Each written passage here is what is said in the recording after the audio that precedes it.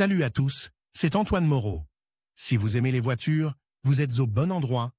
Continuez à regarder cette vidéo, on passe tout de suite au sujet du jour.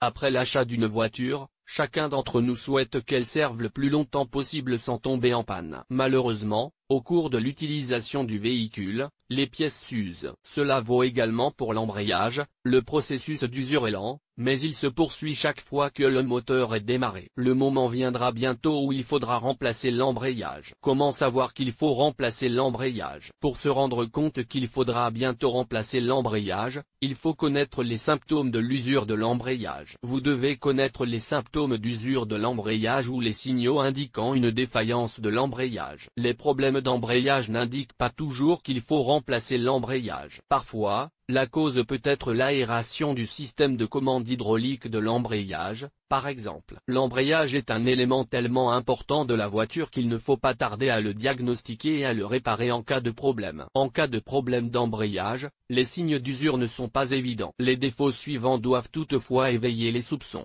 Problème de châssis, faible course de la pédale d'embrayage, pas d'accélération du véhicule, malgré l'engagement d'une vitesse supérieure et l'augmentation du régime moteur.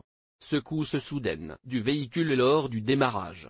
Le véhicule ne démarre que lorsque l'embrayage est presque complètement relâché. Durée de vie de l'embrayage. Le degré d'usure de l'embrayage dépend des conditions d'utilisation, de la technique de conduite et des compétences du conducteur. Ainsi, la durée de vie de la pièce est comprise entre quelques dizaines et 200 000 km de kilométrage. Un tel écart suggère qu'un bon entretien de l'embrayage permet de retarder considérablement le moment de son remplacement. Pourquoi l'embrayage tombe-t-il en panne? L'embrayage peut tomber en panne assez rapidement si vous ne l'entretenez pas correctement. La surcharge de la voiture et une utilisation intensive contribueront certainement à l'usure de cette partie de la voiture. Essayez également de ne pas garder le pied sur la pédale d'embrayage lorsque vous conduisez. Ne pas toucher le sol avec un rapport trop élevé. Ne conduisez pas à ce que l'on appelle un demi-embrayage, c'est-à-dire en appuyant trop longtemps sur la pédale au moment du démarrage et du changement de vitesse. L'embrayage ne doit pas non plus être actionné à un régime moteur trop élevé. Si vous n'êtes pas disposé à abandonner vos mauvaises habitudes de conduite et à surutiliser votre embrayage, vous devrez vous attendre à un remplacement de l'embrayage dans un avenir très proche. L'embrayage se compose de plusieurs éléments, le flasque,